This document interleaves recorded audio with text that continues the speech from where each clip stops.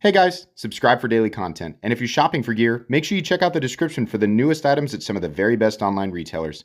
There's also links for some of the items that I personally recommend. Thanks! What's going on YouTube? Metal Complex here, and today I've got another interesting knife review slash knife overview to share with you guys. This is the Petrified Fish Knives Beluga. We're going to do both the large and small today in the same video because they're the same knife. It's just, it depends on what your preferences are. Petrified Fish, what? Who? That's such a strange name for a company. I mean, okay, whatever, right? It can be whatever they want it to be. I'm late to the game on these. It's like everybody in the knife world has seen these and handled them and reviewed them, and I'm late. So here's my review. Sorry about that. Thanks so much to Corey for sending these in for review. Thanks to my generous patrons who are supporting me. There's a link for Patreon right down below, and please make sure to follow me on Instagram at metal_complex. Where can you get these? Kind of, sold out a lot. They're popular. I'll link them if I can. If not, Petrified Fish Beluga. It's kind of hard to miss, right? Googling that is going to take you to the places where they are available. This is another Chinese company that makes, as far as I can tell, some high-end knives and some low-end knives. Or I say low-end. Some budget knives, right? Some quality budget knives. Similar to Kubi and Bestech, and, there's a bajillion of them. They're not nearly as popular as, companies like Kubi, Bestech, companies like that, Civivi, etc. Yeah, they make quite a few knives, and I don't know if they're an Amazon brand or not. I honestly didn't look before I started this video, but like I said, I'll link stuff down below if I can. We're gonna measure both of them here. The little guy is coming in at about 6.75 inches or 6 3/4 inches, however you want me to say that. The larger guy is coming in at about 8 1/4. Blade length on the little guy is coming in at exactly 3 inches. Blade length on the bigger guy is coming in at, I'm getting about 3.6 inches. So there you go. How about some size comparisons? We're just going to do a few here. We'll try to get these guys close together so I can fit everything on screen. Up against the Ontario Rat Model 1. And how about the Ontario Rat Model 2? So we can see there, this is kind of, little guy is closer to the Rat. Maybe we should switch them around. Would that be helpful? My God. There we go. Bigger guy, close to the Rat. There's a lot of presence, though, because of the height of the blade, the height of the handle, and the height of the blade itself. So there you go. Just do a couple more. How about up against the Spyderco Para 3? There we go. Oop, a little bit higher there. And blade length there. Little guy's actually got more cutting edge than the Para 3. That's something to keep in mind. And last but not least, how about the Benchmade Bug Out? All right, let's go ahead and do carry profile. It's important for you guys to know that the bigger guy is definitely just a little bit, actually quite a bit, thicker than the smaller guy. So we'll do them both up against the Para 3. Shorter guy here, just a little bit thicker, but it's contoured. Bigger guy, a little bit thicker than the Para 3. Length and height up against the PM2 and Para 3. Let's get these all together here. I think normally we'll put the PM2 on top. There we go. So yeah, pocket presence, it's going to be, you're carrying a big rectangle. In terms of height, though, the PM2, Para 3 is still going to be taller, right? Bigger guy's longer than the Para 3, shorter than the PM2. The smaller guy, it's going to be much easier, much friendlier on the pocket. Let's measure blade stock thickness. We actually do have a difference between these two. My calipers, my gosh, there they are. Blade stock thickness on the larger guy is going to come in at, wow, 147 thousandths, really? Yeah, I mean, that's what it looks like. It looks like a fairly thick blade. Now 145 thousandths. We're in PM2 territory there, perhaps a little bit thicker. The smaller guy is quite a bit thinner. Quite a bit. There's an aggressive difference between these two, right? Yeah, both of them have good cutting geometry. We'll talk about that here in a sec. Let's go ahead and do a hardware check. Get out my tools as per usual.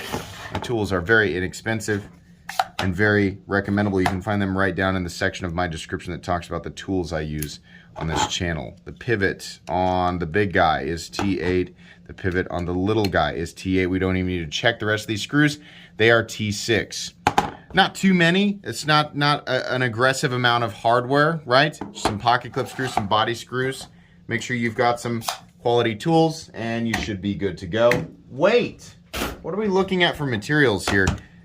Both here, this one actually, let's take a look. 14C28N on this guy. And this particular one is in K110, which is Bowler D2. It's just D2, right? I mean, they call it K110. It's fancy, right? It's Bowler. It's fancy D2. They come in a few. I think a few different steels. Depends on where you buy them. I think White Mountain Knives had or has the larger and perhaps the smaller one in K110. I'm not really sure.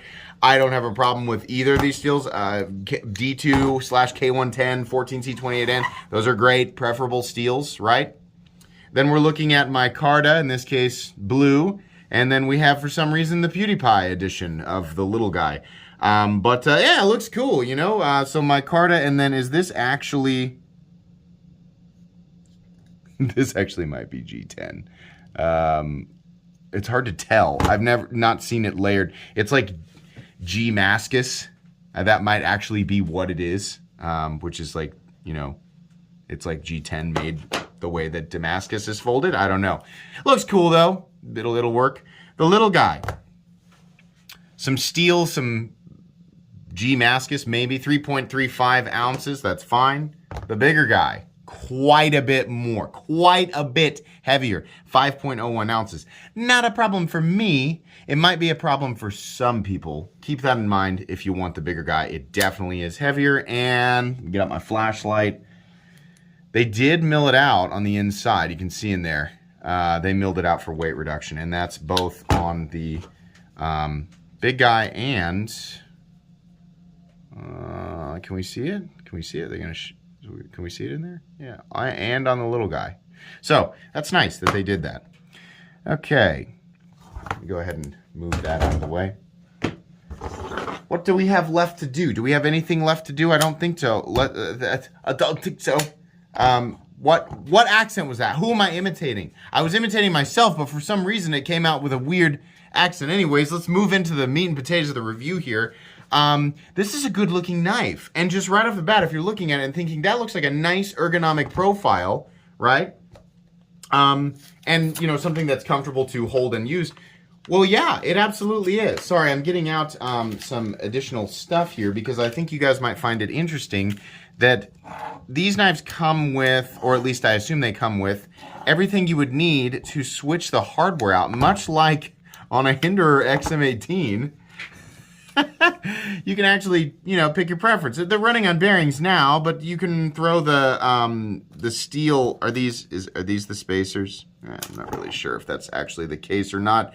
But it comes with the spacers and the other hardware to, you know, switch the internals out for whatever you want. What's the benefit of that? Well, you know, bearings are notoriously not great in dirty, dusty, gritty environments. So a nylon or phosphor bronze washer can really help out in keeping debris out of the pivot if you need to do that. Or some people just prefer the action a little bit tighter, right? A little bit more hydraulic feeling action of the bearings. Or the bearings on the flip side though are going to give you more of that snappy kind of modern, right, knife, you know, couch ninja sort of flipping fidgety action that you might want. It's cool that they do this. This is you guys might be asking, like, that's just like a, or you might be wondering, isn't that just like ripping off Hinderer's tri-way pivot system thing? I mean, that's really hard to say that it's ripping it off, like just milling an extra. It's the same idea, but just a knife that allows for all three. I kind of, you know, it's one of those things where I'm like, it's great that I get that in my Hinderer knives. I also kind of think that it'd be cool to have it in like everything, right? So, it's hard to say. They're ripping off the tri-way pivots. I don't know, not really. You know, that's just one of those things where it's like just mill the, you know, the pivot area to accept a spacer, and it's the same, right? So it's like, can Rick Hinder really claim that? I don't know. I'm a huge Hinder fan, and Hinder knives they bring so much else to the table, right? It's just one element. It's kind of neat that you can do this. So there you go. Yeah, the ergonomic profile of both of these is very good, and the pocket clip, while I don't like the kind of coming to a flat bill thing. Really, on neither of them is it much of a problem. This guy is particularly comfortable, the bigger guy. Very easy to disengage, very easy to, manipulate. Let's talk about manipulation here, because the primary means of opening this knife is a front flipper mechanism. Fine. If you've handled a lot of front flippers, this is not going to be a problem. It's made well. The detent is done correctly, right? It's easy to do that. However, the front flipper mechanism is not, I say mechanism, means of deployment is not, as far as the stuff we're used to, thumb studs, flipper tabs, opening holes, right? It's the least convenient. It's the least natural, organic feeling with your hand. There is a little slot there. I'm sure you guys watched me open that, with the sort of reverse flick method. You can do that. I think you can do it on both of them. You got to dig at it a little bit. It's not buried. It's just very narrow and sticking out just a little bit. I'll tell you this. I can do my usual complaints. Here's how we solve this. They should have cut this area back just a little bit. There should be a little thumb stud right here, and then you can see if we're going to put it right there, we're going to need some space. They should have cut a little area out right there. That's all that it would have taken to make this just be great. It's a front flipper. Great. You can access it with the little, groove thing, the little fuller. Fine. This should have had a thumb stud on it. That would have just made this so much better. It's fine the way that it is. It's just the very first thing that I thought of. Right when I picked this up, I was like, this is neat. I really wish it had a thumb stud. Doesn't need a flipper. It's fine. I like the profile, keeping it like this, just sort of a rectangle. But it just needs a thumb stud.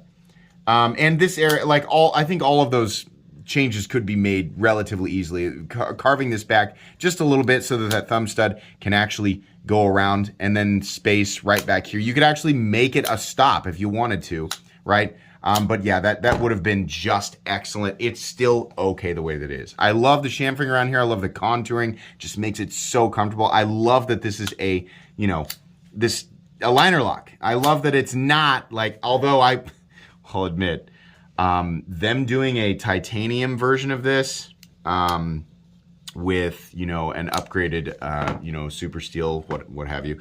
Boy, that would be tempting. This is a good looking, kind of the plain knife profile. It's been done a million times. We have a bajillion examples, but it just looks good, right? This is a good looking knife. I love that this is a liner lock. If they did a fancier version of this, I would love, if it was also a titanium liner lock.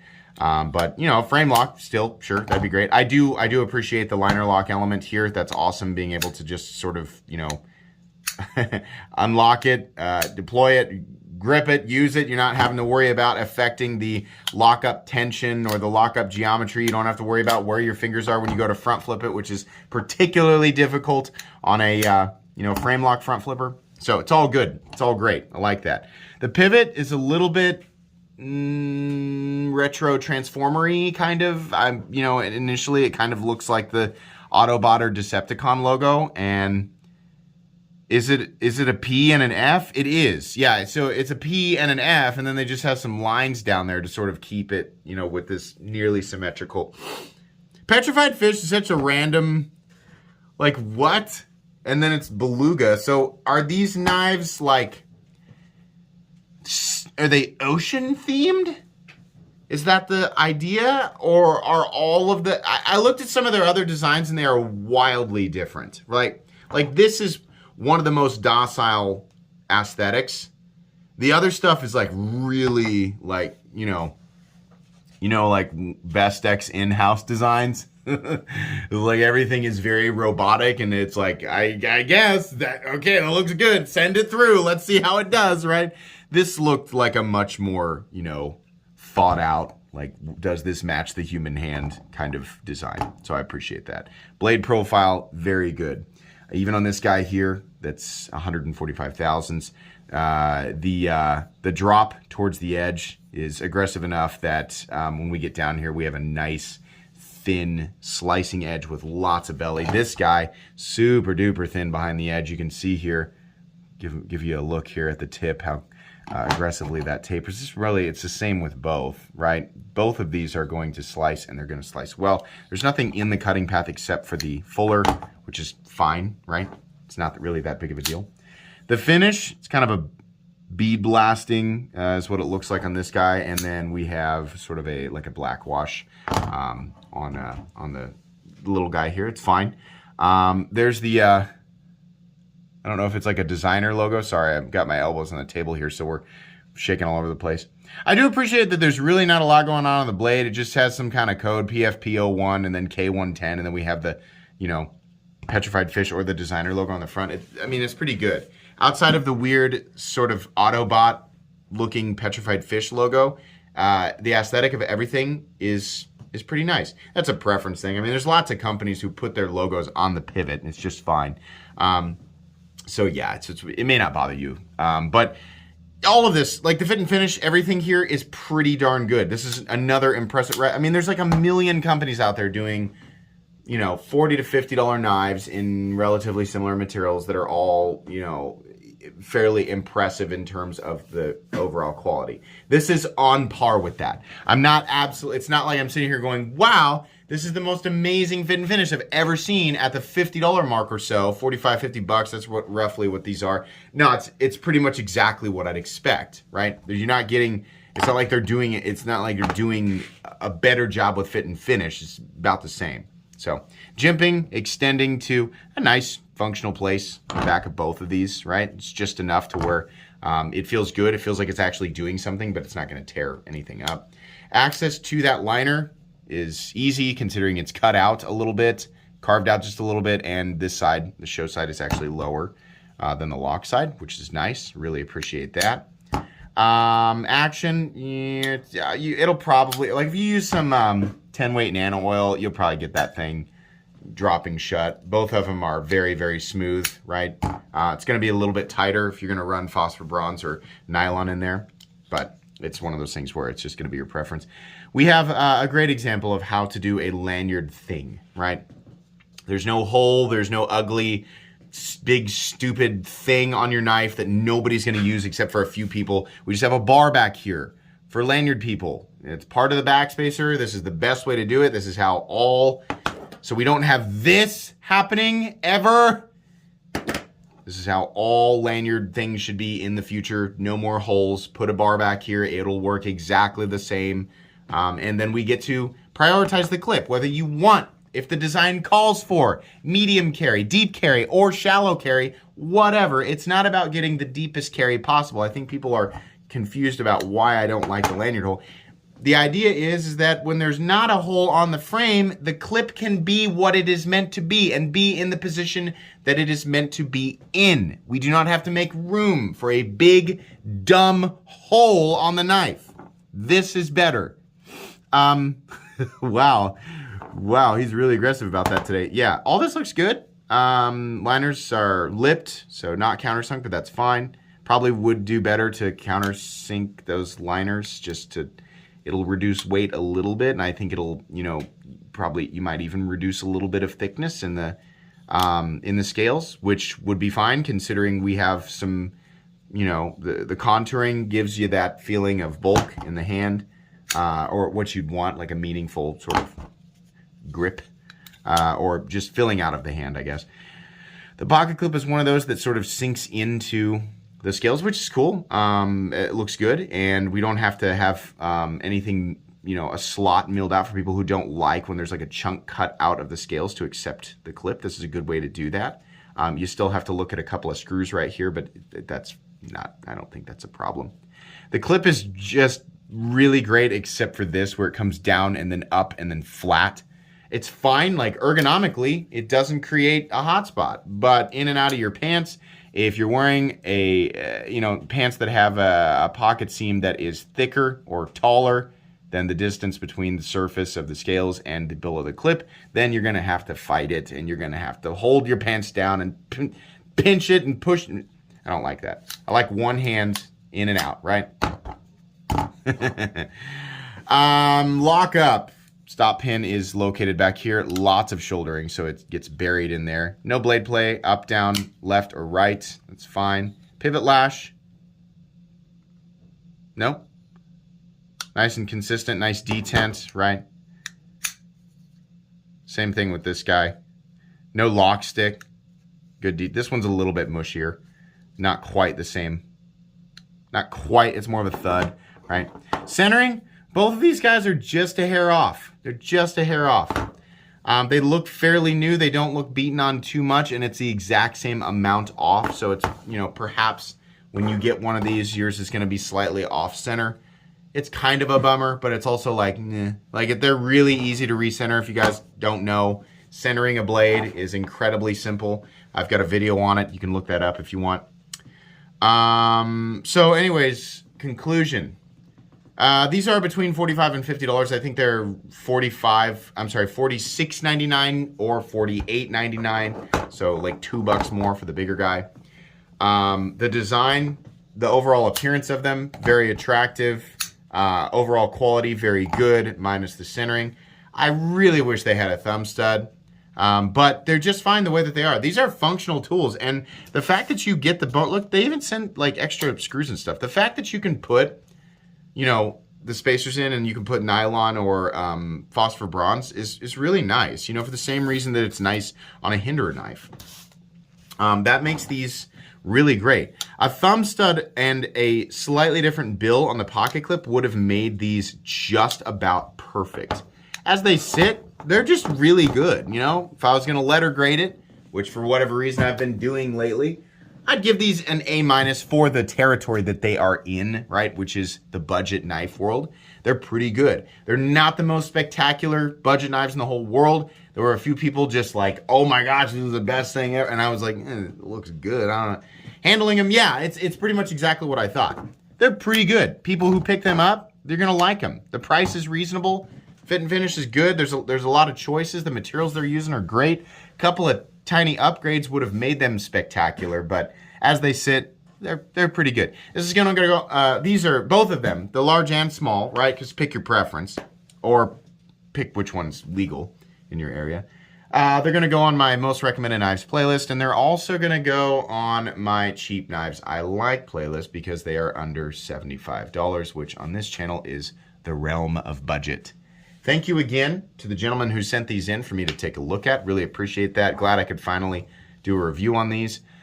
Please make sure to follow me on Instagram at metal_complex. If you enjoyed this video, leave a like. If you'd like to check out my other content, I do, of course, have lots of videos of knives that are either expensive or inexpensive that I do or don't like, so check those out. And if you enjoy all my content, go ahead and click on that Metal Complex logo right there and subscribe because there's definitely more coming. Thanks again for watching, everybody, and have a great day.